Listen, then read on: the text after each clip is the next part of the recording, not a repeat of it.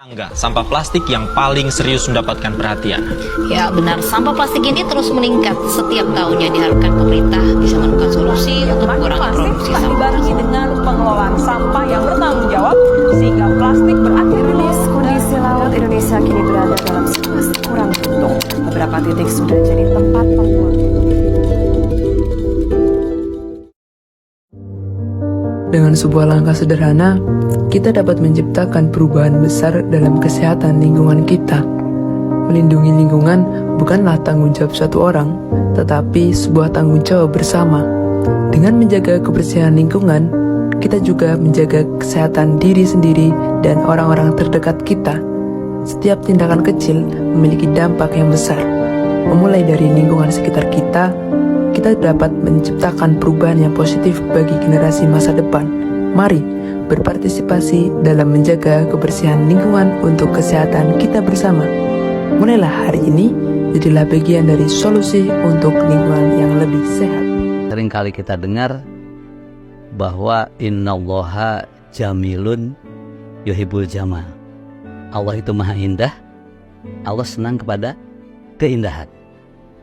Nah, di dalam riwayat At-Tirmidzi ada riwayat yang lain yang bunyinya justru innallaha nazifun yuhibbun nadzafah. Allah itu maha bersih, senang kepada kebersihan. Jadi kalau kita tampil keren, tampil bersih, itu dicintai oleh Allah. Maka kalau kita menjaga kebersihan diri kita, menjaga kebersihan lingkungan, itu termasuk perbuatan baik. Di situ ada nilai-nilai ibadah. Mari kita sukseskan rencana kita bersih-bersih atau kerja bakti yang akan kita lakukan secara serempak di seluruh tanah air, di masjid-masjid kita, di musola-musola kita, di madrasah-madrasah kita, di sekolah-sekolah kita. Di antara hal yang penting, yang urgen, Pak, masalah daruriyat itu bukan hanya 5. Selama ini kan dikenal daruriyat itu hal yang penting dijaga dalam syariat itu ada 5. Tetapi beliau menambahkan salah satunya adalah hifzul bi'ah, yang menjaga lingkungan. Kenapa? Karena menjaga lingkungan ini penting ya. Penjagaan-penjagaan yang lain, ya aspek-aspek lain yang lain itu tidak bisa tercapai dengan baik kalau lingkungannya tidak baik. Ya, beliau menekankan itu. Makanya dalam Quran itu sangat dilarang ya manusia membuat kerusakan ya. Wala tusidu fil ardi ba'da islahiha. Kemudian dalam ayat lain misalnya disebutkan zuharal fasadu fil barri wal bahri bima kasabat aydin nas.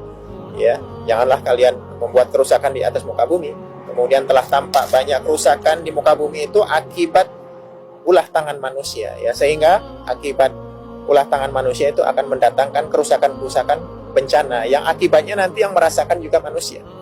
Ini penting, jadi syariat Islam sangat menekankan menjaga alam.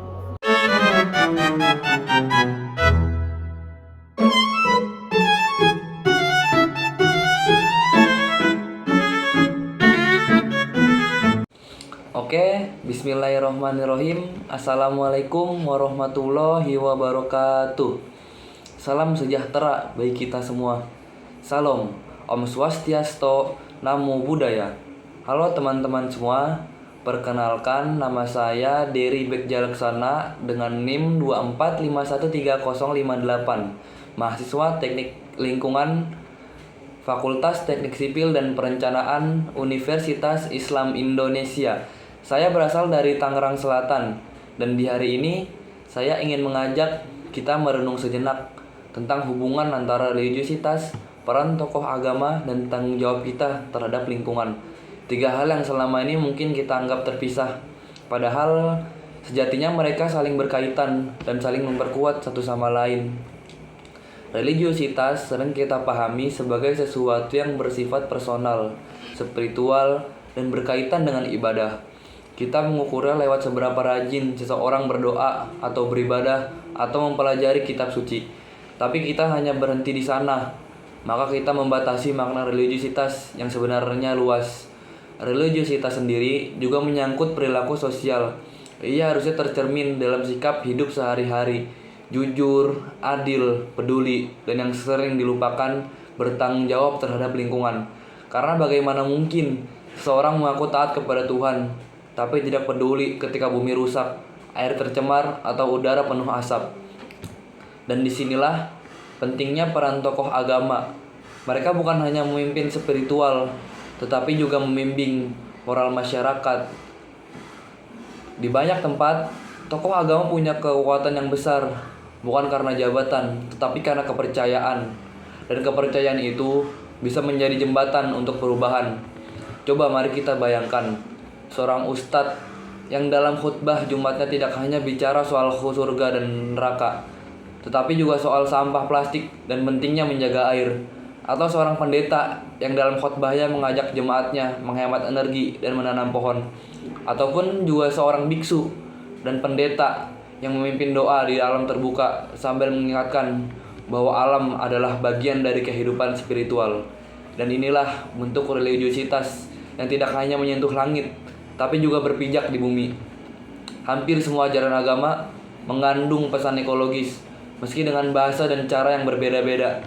Islam mengajarkan bahwa manusia adalah khalifah fil ard, pemimpin dan penjaga bumi. Ada larangan untuk berlebihan, untuk membuat kerusakan, dan perintah untuk bersikap bijak terhadap makhluk lain. Dalam kekristenan, manusia ditugaskan untuk mengusahakan dan memelihara ciptaan Tuhan. Itu bukan tugas simbolis, itu mandat spiritual. Dalam Hindu dan Buddha, alam adalah sebagian dari jiwa yang satu. Hutan, gunung, sungai, bahkan binatang dan tumbuhan, semuanya dihormati sebagai bagian dari kehidupan yang saling terhubung. Kalau begitu, kenapa kita masih tega menebang pohon sembarangan?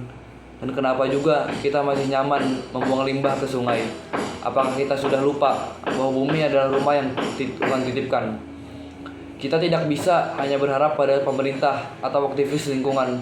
Kita, sebagai umat beragama, punya tanggung jawab yang sama besarnya. Kita bisa memulai dari hal yang sangat kecil, seperti mematikan lampu yang tidak perlu, membawa tas belanja sendiri, memilah sampah rumah tangga, atau tidak membuang limbah sembarangan. Kita juga bisa bergerak bersama komunitas, mengadakan kerja bakti, bukan hanya untuk kebersihan, tapi untuk merawat ekosistem sekitar. Mengadakan pengajian atau diskusi rohani yang menyentuh dengan tema lingkungan, menjadi rumah tangga ibadah, dan menjadikan rumah ibadah sebagai contoh, bebas plastik, hemat energi, ramah air.